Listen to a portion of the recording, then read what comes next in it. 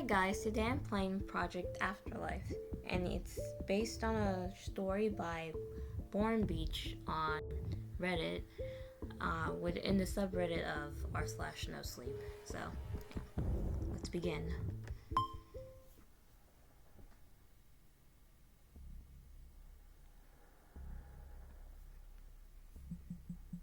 I'm part of a team studying what happens to human consciousness after we die. What happens when we die? Where do we go? What does it feel like? Is there a heaven, a hell? We didn't know, but we wanted to. I suppose that's where everything went wrong, right out of the gate.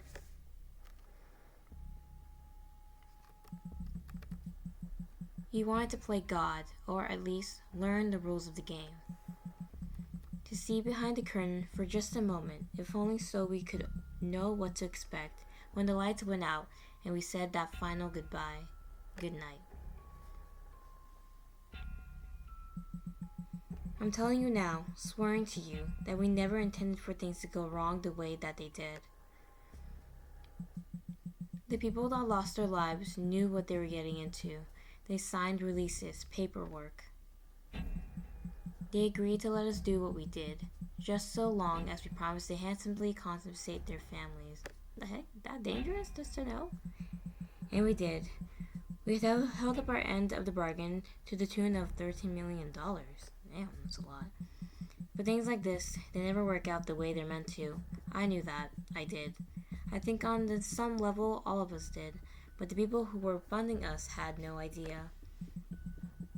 They wanted results. Be messy, they said, if that's what it takes.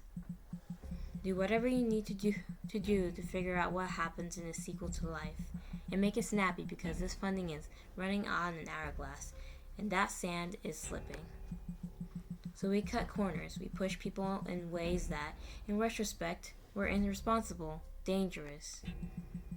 But we did it for the common good. We did it for you, for all of us, for the benefit of future generations who could look death in the eye with the horror of not knowing what came next. Is that really necessary, though? It was a good thing. It really was. We called it Project Afterlife. Alright. Connect the odds, please. But what could make people lose their lives just to know what comes after death? Amanda, do we have a connection?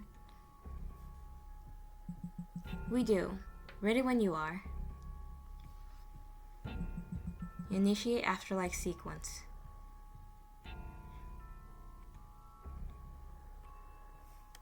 No, I have to move? Oh.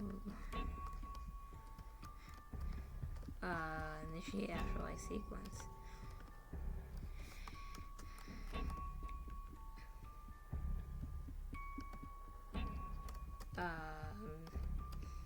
What am I supposed to be doing here?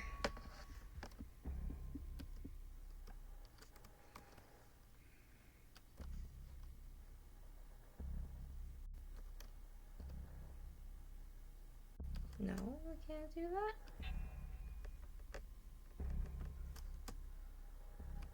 I'm gonna put this in the corner. Oh. Initiate Afterlife. Okay, I was kind of confused. Subject 1, female, in her 30s, suffered catastrophic liver failure, excessive use of alcohol related. Yes. They've been dead for 3 days. No one has ever come back after 3 days. The point was to let them taste the cold kiss of death, and then tear their soul back into the land of the living long enough to give us a play-by-play of what happened while they were away. The 3-day timeline was a tricky one. Even though the corpse was dead, even though the cadaver was cold and beginning to cellularly decompose, we needed to keep it fresh enough to host life. Don't get me wrong, the life it hosted didn't last long, but it lasted long enough. I still remember the pulse of excitement that shot through the room when the woman opened her eyes. Here it is quietly. Initiate Afterlife sequence. Agnes? Can you hear my voice? Where am I? You're with friends. Safe. Do you remember the study you agreed to be a part of? Death? Death? That's right, Agnes. We wanted to know what happens to the soul after death. And you agreed to take that journey and return to us. You're the first human being to have done so. Congratulations. We belong to them. Ugh. Agnes, I'm sorry. To whom are you referring to? We belong to the forgotten. Hold her. What comes next is worse than any hell. The machine monitoring her vitals began to beat violently, indicating levels were grossly out of range. Agnes Bix had died for the second time. Oh god. It's terrible. This isn't ethical. We had her corpse carted to the morgue for an autopsy and discovered that her brain had substantially swelled up, causing her skull to crack open. Her heart had partially ruptured in her chest. And, most bizarrely of all, her vocal cords had been seared, as if something had lit them aflame. Her results were ominous, to say the least, but we were intelligent enough to know that a sample size of one does not make a conclusion, and so we eagerly awaited our second subject. This one was a young girl named Charlotte. She's been struck by a vehicle in a hit and run and fallen into a coma. Her parents never had an opportunity to say goodbye, so they agreed to allow us to perform our study so long as they were there for her revival. Okay, that's, oh my god, it's not gonna be pretty, is it? We can see the vital signs of the subject here. The output console shows how the subject is reacting to the treatment. Input console. This is the input console. Here we specify all the different levels of fluids we need to revive our subjects. Power supply. It's a power supply for the equipment down here. In case of an emergency, we can shut the power here. Okay, you gotta know everything. Storage locker. It's a storage locker containing various tools and gadgets. Just wait a second. Door. Oh, I can go in there? Security screen. This screen shows all the personnel who have entered and exited the operation room. Oxygen levels. This panel shows the current oxygen levels of the lab. We are deep underground, so we have to keep an eye on these levels. Of course, you have to be deep underground. In case of an electrical fire. I just want to go in. Some experience. Science equipment. Our state-of-the-art equipment that had one job and one job only, to bring the subjects back. Roger, our lead researcher, he's really passionate about Project Afterlife. Nurse, Mark, I think his name was. Doesn't talk much, gets the job done. I don't remember her name. I think she has a thing for our lead researchers, Roger. Subject, she was hit by a speeding vehicle. Her ribcage was shattered and her internal organs suffered major injuries. Oh, that's terrible. We prepared the fluids for processing here. This screen shows all of the relevant information about the subjects. These fluids are pumped into our subjects. I'm not entirely sure of the chemical composition, but it works. You're not even sure of the chemical composition yourself.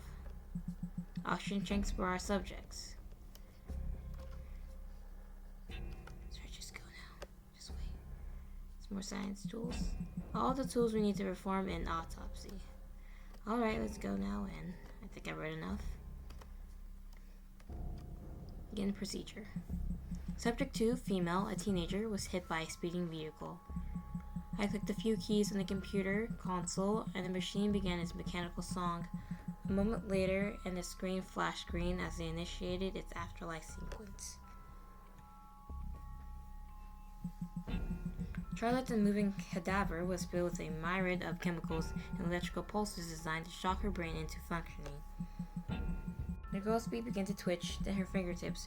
Her mother and father looked at one another, grasping hands as they waited for their daughter to return to them. It's not gonna be a concrete thing. I feel bad for the parents. Hopeful tears leaked from the corners of their eyes, their lips mouthing silent words of information as they prepared to say goodbye to their daughter. But then... Oh god.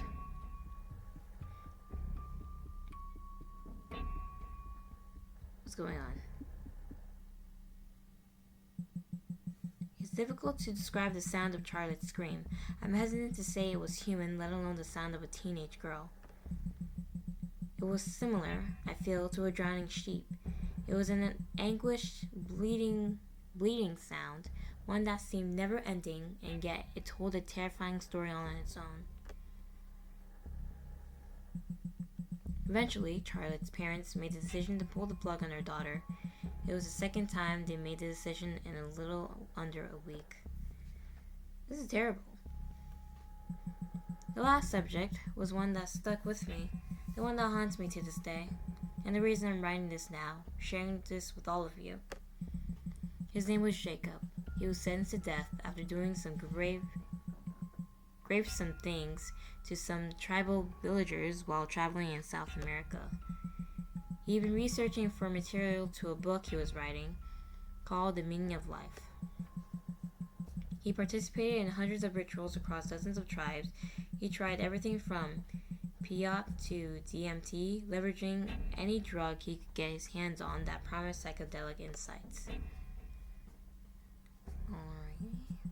Things went wrong, however, when he went on a bloody rampage during a psychotic episode. That's why he approached our small project and asked to be included.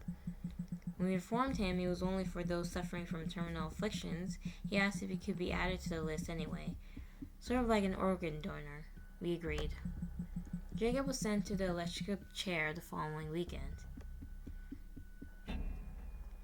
Well, at least he willingly volunteered. Alright, let's just... Subject 3, male, nearing his 40s, was sentenced to death after killing multiple tribal villagers in South America. Once again, I watched from behind the glass. Once again, Roger waited patiently, a hopeful smile on his face. 20 seconds passed and nothing occurred, not so much as a twitch of a toe or a flick of an eyelash. Jacob's corpse remained every bit as dead as the day we carted him in, and many went by and we still saw no sign of resurrection. Amanda, can you check the monitors? I think it might be malfunctioning. I swallowed. I triple-checked the machines and made sure it was functioning to specification, just as it had the last 2 times. The wire checked out, the program was running to spec, all the diodes were in the correct place. I don't see any issue here. Maybe some people can be brought back. Don't get too close. Have you seen it? Jacob, do you remember the study you agreed to participate in? I remember everything. I've seen too much. And what was that? What came next after you died? Oh God. Everything that I feared. The nightmares were real. Oh no. Run! What do you think happens after we die, Doctor? I'm not certain. We all believe different things, I suppose. We were hoping you could answer that for us, Jacob. Don't let him get too close. We believe so many different things, and we so desperately want them to be true, but the only truth is that we return to the forgotten. The forgotten? It was a phrase we heard before from Agnes. I assume it was referred to human beings, like those who died in meaningless wars or in periods of widespread misfortune, and yet the emphasis that Jacob placed upon it, the forgotten? Where are the forgotten? It was miraculous that he was standing at all, but that he remained living after several minutes was something neither of the other 2 subjects managed. Not what, but who. Our minds are finally made. They evolved over millennia to mask reality, to mask the better truth of the universe. You want to know what happens when we die? We return to the abyss that birthed us. I had a vision of the end. I saw our makers, and they were just in dying stars in empty space. They were hopeless, empty, but just like us, they wanted medicine, a way to feel. We are their medicine. Our minds are primed for love, for joy, and for pleasure. And when we die, they feed on us. They leave our souls empty and rotting until we're rebirthed into the next human, A little less whole, a little less complete. A little closer to putting a bullet through our skulls. What else can you tell us? That we begin with meaning, but as they fed, we grew emptier, more incomplete. Collectively, the human soul withered. Look around you. Do you feel the rage, the hatred, and the pain?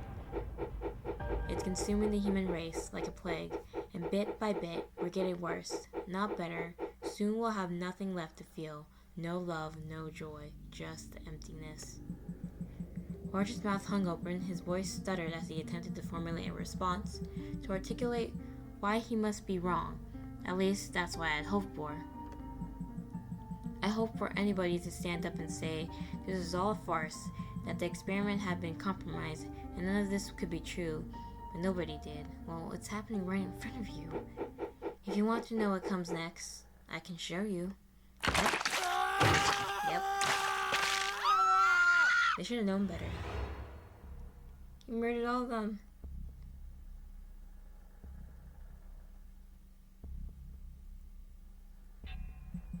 After that, our funding was pulled. Our donor abandoned the project and scrubbed his involvement from any and all corporate records. As far as the scientific community was concerned, the experiments never occurred, and the findings didn't exist. But I remember. I remember because there's simply no way I could forget the haunting look in Agnes's eyes, the hopeless agony of Charlotte's screams, or the final message that Jacob delivered in a pool of blood on the limonene floor.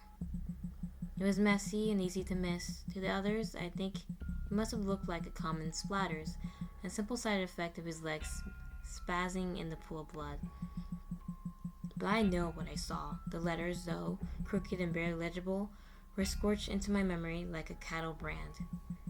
They weren't so much a warning as they were words of advice, perhaps an answer to the question we set out to ask, and the question that Jacob has set out to answer in his book. The meaning of life, he wrote, is to avoid the agony of death.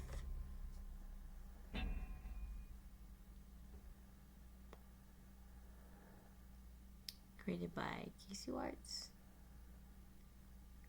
Game based on the story of Born Beach from Tales / from the Cryptid. Oh, from the Cryptid. I read from r/no sleep. Oh, that was an interesting game. Not gonna lie, kind of gave me the chills. No, the meaning of life is to avoid the agony of death. Yeah, I can agree with that. I mean, no one really wants to die. Well, some people, but no one really wants to, die. I mean, if humans had the reassurance to, know what comes, after, life, what was actually waiting for us in death, I don't think a lot of people would be afraid of dying. That's a really interesting question to ask. If we knew, what happens after death, would we really be afraid of, passing on in life? Yeah. This is a really pretty interesting game to watch. I used to read stories from r/no sleep, but, I wasn't able to sleep at night after reading those stories, so I stopped going on that subreddit. But yeah, this is a pretty fun game, and I really enjoyed it, although it was really creepy, so I'm pretty sure I'm going to stay up at night. So thank you guys so much for watching this video. Bye.